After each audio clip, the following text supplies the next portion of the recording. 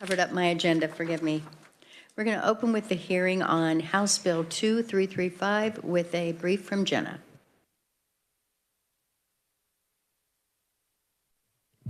Good morning, Madam Chair, members of the committee. House Bill 2335 adds maternity centers to the definition of healthcare provider in the Healthcare Stabilization Fund. This bill amends KSA 40-3401, which is the definitions section for the Healthcare Provider Insurance Availability Act, and it adds maternity centers to the definition of healthcare provider if such center has been granted an accreditation by the Commission for Accreditation of Birth Centers and is a maternity center as defined in KSA 65503, which is their licensure statute, which is the definition section in their licensure act.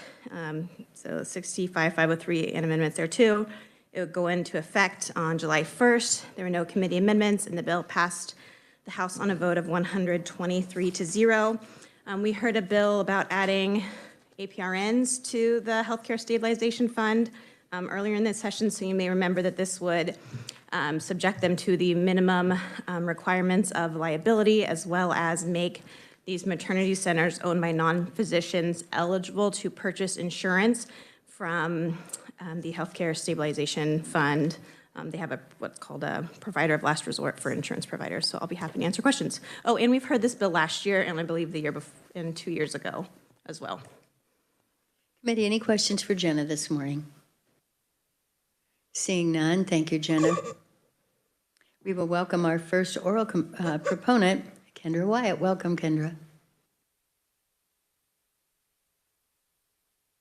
Wyatt, and I'm coming to you as a proponent and the retired owner-operator of New Birth Company, which was a CABC, Commission for the Accreditation of Birth Center, maternity center that operated in Overland Park, Kansas from 2011 through 2024.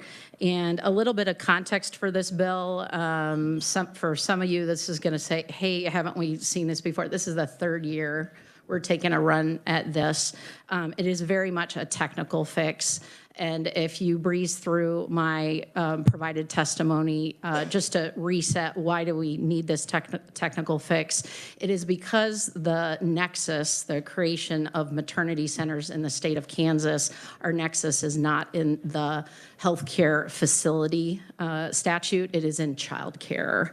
Why was that? That is because the history of the idea of a birth center, adoption center, was very much a very big thing 100 years ago. And Kansas City and Missouri was very much the nexus for the Midwest. So that is the issue of why we are coming forward and saying we simply need the word maternity center to be included in the healthcare stabilization insurance statute because the HHS has declined to say, hey, should we carve out maternity centers and move them back over to healthcare facilities? That said, the maternity centers have been regulated by KDHE and are regulated as a healthcare facility and have for many years now. So in all aspects of our operation, we are healthcare facilities. This is a very small technical detail. Why does that matter? In 2021, the last private provider who was underwriting facility malpractice for birth centers left the market. And so that left the birth center with no other way to access facility malpractice, which is a requirement from CanCare. So as we kind of start about what is our overall objective is to create safe access for women seeking low-risk natural childbirth. So when they left the market, that caused the birth center in Kansas City, Kansas, which was serving a large majority of underserved Medicaid moms, to abruptly close. And we had to revert all of our operations to Overland Park. And again, just to clarify, providers who are eligible providers in the Healthcare Stabilization Fund that do include certified nurse midwives have access to this today. The issue is someone who is not a provider, which is myself. So or a safety net community or a community organization, a pregnancy counseling center, for example, might want to open a birth center in the future. So to summarize, bring it all back down, lots of historic context here, third time around. This is a very technical fix. It simply adds maternity centers, which is the word that's used in the statute, to the fund, and that then would simply allow the center, if it were accredited with national accreditation, so that means we have a higher level of quality mandate for that center, then at that time they would have access to that capability. You might ask, so Kendra, your center closed, why are you here? I've been asked 3 times, when are you gonna reopen a center in Kansas? And I would love to do that, and this is a necessity in order for us, in order for us to do that. I also just want to pause and comment, if indeed we are coming to an era of Medicaid austerity and thinking about what budget cuts might be coming, anything we can do to create safe access for women, for pregnant women is something that I would just lift up as that's a value that we want to support. So I'd also consider this as part of, hey, let's get ready for that and enable that. So with that, I'll close, and I'm happy to answer any of your questions regarding 2335. Kendra, thank you for being here, and we will hold till after Kevin Hicks's testimony. Okay, great. And Mr. Hicks, if you could come up, please.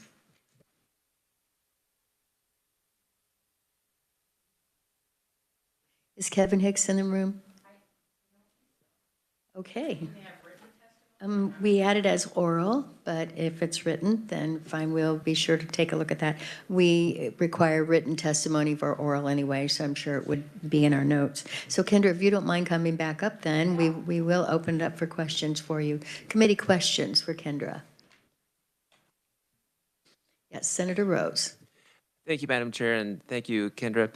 Could you go into more detail about the last 3 years as far as why the bill didn't cross the finish line for us? It's gotten passed by the House unanimously many times. And I don't know if you all want to comment on some of the history. At what point it had some additional language attached to it, which created a veto situation with the governor. So it wasn't a matter of is a clean bill a good bill. It was simply, did it get caught up in other issues? Okay, thank you. Thank you, Madam Chair. And Kendra, I will just say before we go to the other questions that you had to close the Wyandotte Center too, right? Yeah, so the history of this, we are pulling together all the data that we have served thousands of women. We have never had a malpractice claim in our 14 years. So we've served thousands of women. We've referred and made sure that thousands of women received high-end care coordination. The Kansas City, Kansas Center ran from 2017 to 2021. Many of the fellow members in the body have visited the center, again, as a really beautiful pro-life, pro-birth, pro-woman, any way you want to cut it. This is, in support of healthy pregnancies. That center abruptly closed due to this issue. That was the #1 thing that caused us to close. And unfortunately, the Overland Park Center, I was forced to close that last fall, and that simply has to do with the level of CanCare reimbursement.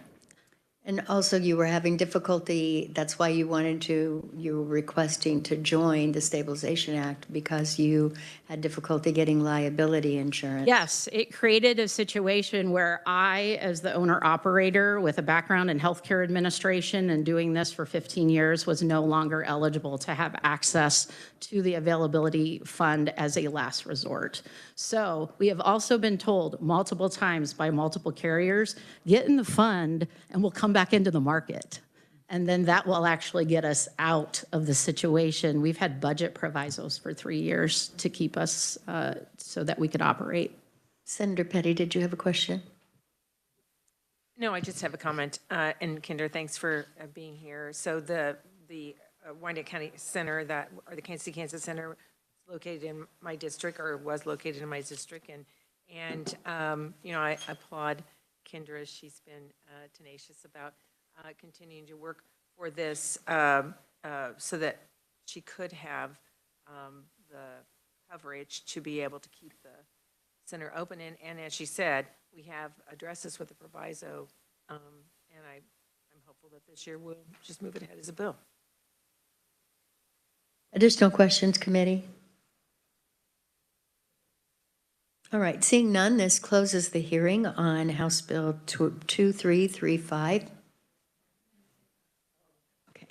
All right, thank you, committee. We are now going to move to final action. We have 3 bills today. We're going to begin with 2284 with the bill brief from Jenna.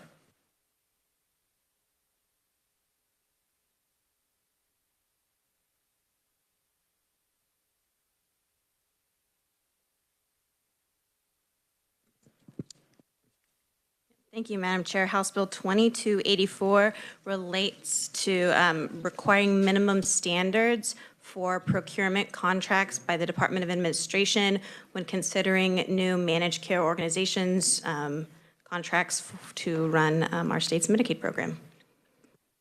Questions for Jenna, committee? Do I hear a motion on this bill? Senator Clifford. Madam, I move to forward House Bill 2284 favorably. Second. Senator Holscher. Any discussion? Seeing none, we will now vote. All in favor say aye. Aye. Opposed? This bill passes out of committee. We will now turn our attention to House Bill 2365. Jenna? Thank you, Madam Chair. House Bill 2365 establishes the South Central Regional Mental Health Hospital as well as the corresponding fund and updates the corresponding statutes renaming related to psychiatric hospitals and mental health hospitals to add this new hospital. Do we hear a motion? Senator Petty, second. Senator Owens. And Jen, I believe we have an amendment. I'll send these down. Oh, she's got some.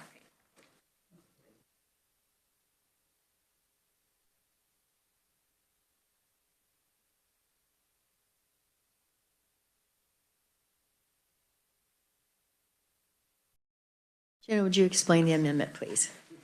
Thank you, Madam Chair. As I was, well, if you remember the bill that we heard today, it amends KSA 40-3401, and as does House Bill 2365. And if you look to that, the way that the statute is organized in House Bill 2335, it's much more readable. When Eileen wrote the bill, she did a good job breaking it down. So if you look to page 12 and 13 of the bill, in the amendment that currently has the definition of healthcare provider, it's one giant paragraph. And the way that it's amended in the other bill breaks it down so that it's easier to read and breaks those providers down into A, B, C, D through like W. And so when we have two versions of a statute that are amended in different ways, if both of those end up passing, it creates a conflict in statutes. And if the statutes are amended in a more similar way, it makes them easier to reconcile at the end of the session. And so this amendment would put them more into line to make it easier to read as well as easier to reconcile at the end of session. Questions for Jenna? Senator Petty. So Jenna, I think I understand what you just said. So basically, is this amendment, because these pages don't have numbers, but the next to last page where it adds the South Central Regional Mental Health Hospital, is that the alignment or? Thank you, Madam Chair, or Senator. So yes, I should have explained this. So the attachment A is the this section of law that's amended with the same technical corrections, but has the same substantive correction on the second to last page. This would be P and Q with the definitions for state institution for people with intellectual disability, as well as state psychiatric hospital. So the technical corrections are in alignment with the other bill, but the substantive correction is the same as it currently is in 2365. Thank you. Additional questions, committee? Well, I appreciate Jenna doing all of this research to put this together when she contacted me and said, I think this would make everything a lot better, and she's really good at that. So any questions? All right, do I hear a motion on the amendment? Senator Petty, a second. Senator Murphy. All in favor of the amendment, say aye. Aye. Opposed? We are now back on the bill. Yes, Senator Petty. Madam Chair, I'll make a motion to pass out House Bill 2365 as amended favorably for passage. Second. Senator Clifford seconds, and committee, this bill as amended has passed out of committee. Oh, we did not vote. All in favor say aye. Aye. Opposed? Thank you for keeping me on track. All right, and now we will go to House Bill 2249.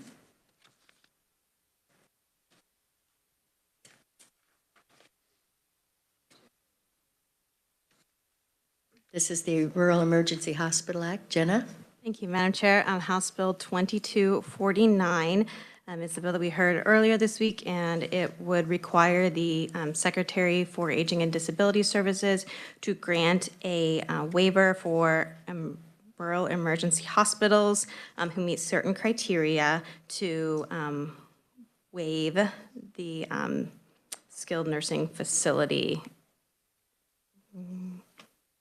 I'm missing the word, to transition the skilled nursing facility beds at the Rural Emergency Hospital. My apologies. Jenna, I believe we have an amendment on this one.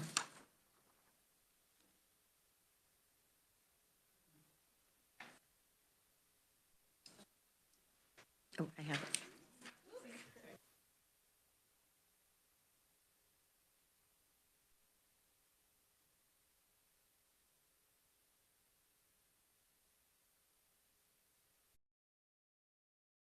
Go ahead, Jenna. This is mine. Thank you, Madam Chair. This would amend the phrase 1 year to 12 months and also add a paragraph break before subsection C to put that in alignment. Committee, we are aware that 12 months is 1 year. But for the purposes of combining some bills that are similar so that we don't have so many bills that are coming back from conference committee, do we have any questions on the amendment? Do I have a motion on the amendment? Madam Senator Chair, I Clifford? move my amendment. Okay. And Senator Owens seconds. All in favor of the amendment, say aye. Aye. Opposed? We are back on the bill. Do I hear a motion on the bill? Senator Owens. Madam Chair, I move that we pass out House Bill 2249 as amended favorably. Any second? Senator Clifford, any discussion? Seeing none, we will vote. All in favor, say aye. Aye. Opposed? Thank you, committee, that this bill has been passed, and we are adjourned.